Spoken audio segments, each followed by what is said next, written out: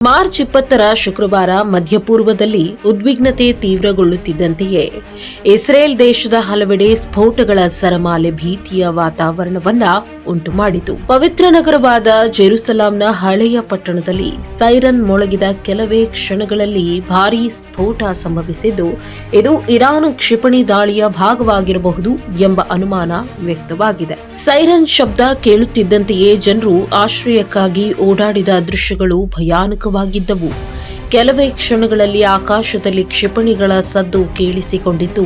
ನಂತರ ಸ್ಫೋಟದ ಭೀಕರ ಧ್ವನಿ ನಗರವನ್ನ ನಡುಗಿಸಿತು. ಸ್ಫೋಟದ ನಂತರ ಹೊಗೆ ಆವರಿಸಿದ ದೃಶ್ಯಗಳು ಕಂಡುಬಂದಿದ್ದು, ಇದು ನೇರ ಕ್ಷಿಪಣಿ ದಾಳಿಯ ಪರಿಣಾಮವೋ ಅಥವಾ ಅವಶೇಷಗಳಿಂದ ಉಂಟಾದ ಸ್ಫೋಟವೋ ಎಂಬುದು ಇನ್ನೂ ಸ್ಪಷ್ಟವಾಗಿಲ್ಲ. ಇದೇ ಸಮಯದಲ್ಲಿ ಇಸ್ರೇಲ್ನ ಕೇಂದ್ರ ಭಾಗದಲ್ಲಿರುವ ರಿಹೋವೋಟ್ ನಗರದಲ್ಲಿಯೂ ಇರಾನ್ ಕ್ಷಿಪಣಿಗಳು ಬಿದ್ದಿದ್ದು ಹಲವು ಕಟ್ಟಡಗಳಿಗೆ ಹಾನಿಯಾಗಿದೆ. ಈ ದಾಳಿಯಲ್ಲಿ ಕನಿಷ್ಠ 3 ಜನರಿಗೆ ಸಣ್ಣ ಮಟ್ಟದ ಗಾಯಗಳಾಗಿವೆ ಎಂದು ವರದಿಗಳು ತಿಳಿಸಿವೆ. ಸ್ಥಳೀಯರು ಭೀತಿಗೊಳಗಾಗಿ ತಮ್ಮ ಮನೆಗಳನ್ನ ಬಿಟ್ಟು ಸುರಕ್ಷಿತ ಸ್ಥಳಗಳಿಗೆ ತೆರಳಿರುವುದು ಗಮನಾರ್ಹ. ಇರಾನ್ ಈ ದಾಳಿಗಳನ್ನ ದಿನವಿಡೀ ಹಲವು ಹಂತಗಳಲ್ಲಿ ನಡೆಸಿದ್ದು, ಇಸ್ರೇಲ್ದಾದ್ಯಂತ ಸೈರನ್ಗಳು ನಿರಂತರವಾಗಿ ಮೊಳಗುತ್ತಲೇ ಇದ್ದವು. ಲಕ್ಷಾಂತರ ಜನರು ತಮ್ಮ ನಗರಗಳಲ್ಲಿ ಬಂಕರ್ಗಳು ಹಾಗೂ ಸುರಕ್ಷಿತ ಪ್ರದೇಶಗಳಲ್ಲಿ ಆಶ್ರಯ ಪಡೆದರು. ಈ ಘಟನೆಯು ಇಸ್ರೇಲ್ ನಾಗರಿಕರ ದೈನಂದಿನ ಬದುಕಿನ ಮೇಲೆ ದೊಡ್ಡ ಪರಿಣಾಮ ಬೀರಿದೆ. ಈ ಘಟನೆಯ ಮುನ್ನವೇ ಇರಾನ್ ಮತ್ತೊಂದು ದೊಡ್ಡ ದಾಳಿಯನ್ನ ನಡೆಸಿತ್ತು. ಮಧ್ಯಪೂರ್ವದ ಪ್ರಮುಖ ತೈಲ ಉತ್ಪಾದನಾ ಕೇಂದ್ರವಾದ ಕುವೈತ್ನಲ್ಲಿ ಇರುವ ಒಂದು ತೈಲ ಶುದ್ಧೀಕರಣ ಘಟಕದ ಮೇಲೆ ದಾಳಿ ನಡೆಸಿ ಆ ಪ್ರದೇಶದಲ್ಲಿ ಆರ್ಥಿಕ ಹಾಗೂ ಭದ್ರತಾ ಆತಂಕವನ್ನ ಹೆಚ್ಚಿಸಿತು. ಇದು ಜಾಗತಿಕ ತೈಲ ಮಾರುಕಟ್ಟೆಯ ಮೇಲೂ ಪರಿಣಾಮ ಬೀರಬಹುದೆಂದು ತಜ್ಞರು ಎಚ್ಚರಿಸಿದ್ದಾರೆ.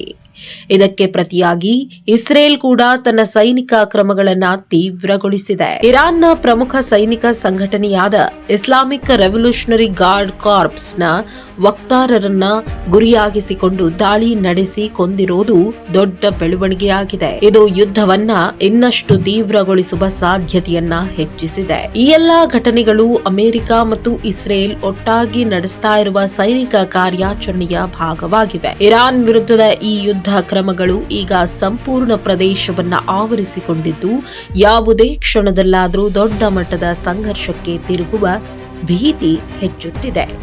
ಜಾಗತಿಕ ಮಟ್ಟದಲ್ಲಿ ಈ ಯುದ್ಧದ ಪರಿಣಾಮಗಳು ಸ್ಪಷ್ಟವಾಗುತ್ತಿವೆ.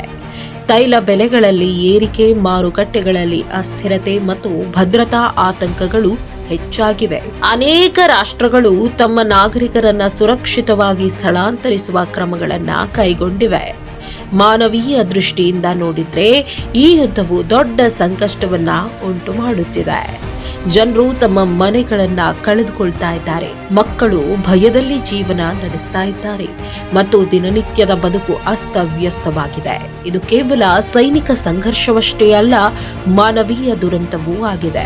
ಒಟ್ನಲ್ಲಿ ಮಾರ್ಚ್ 20ರಂದು ನಡೆದ ಈ ಘಟನೆಗಳು ಮಧ್ಯಪೂರ್ವದ ಉದ್ವಿಗ್ನತೆಯನ್ನ ಮತ್ತಷ್ಟು ಹೆಚ್ಚಿಸಿವೆ. ಜೆರುಸಲೆಂ ಮತ್ತು ರೆಹೋವೋಟ್ಗಳಲ್ಲಿ ನಡೆದ ಸ್ಫೋಟಗಳು, ಕುವೈತ್ನ ತೈಲ ಘಟಕದ ಮೇಲೆ ದಾಳಿ ಮತ್ತು ಇಸ್ರೇಲ್ನ ಪ್ರತಿದಾಳಿಗಳು ಇವುಗಳೆಲ್ಲವೂ ಯುದ್ಧದ ತೀವ್ರತೆಯನ್ನ ತೋರಿಸುತ್ತವೆ.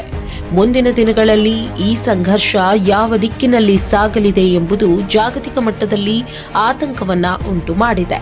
ಶಾಂತಿ ಸ್ಥಾಪನೆ ಆಗುತ್ತದೆಯೇ ಅಥವಾ ಇದು ಇನ್ನಷ್ಟು ದೊಡ್ಡ ಯುದ್ಧಕ್ಕೆ ದಾರಿ ಮಾಡಿಕೊಡುತ್ತದೆಯೇ ಎಂಬುದು ಈಗ ಎಲ್ಲರಲ್ಲೂ ಮೂಡಿರುವ ಪ್ರಶ್ನೆಯಾಗಿದೆ. ಯಾವುದೇ ಸುದ್ದಿಯ ಅಪ್ಡೇಟ್ ಅನ್ನ ಮಿಸ್ ಮಾಡ್ಕೊಳ್ಬಾರ್ದು ಅಂದ್ರೆ ಈಗ್ಲೇ ಒನ್ ಇಂಡಿಯಾವನ್ನ ಸಬ್ಸ್ಕ್ರೈಬ್ ಮಾಡಿ. ನಿಮಗೆ ಬೇಕಾದ ಭಾಷೆಯಲ್ಲಿ ಎಲ್ಲಾ ಸುದ್ದಿ ತಿಳಿಬೇಕು ಅಂದ್ರೆ ಒನ್ ಇಂಡಿಯಾ ಆಪ್ ಅನ್ನ ಡೌನ್ಲೋಡ್ ಮಾಡ್ಕೊಳ್ಳಿ.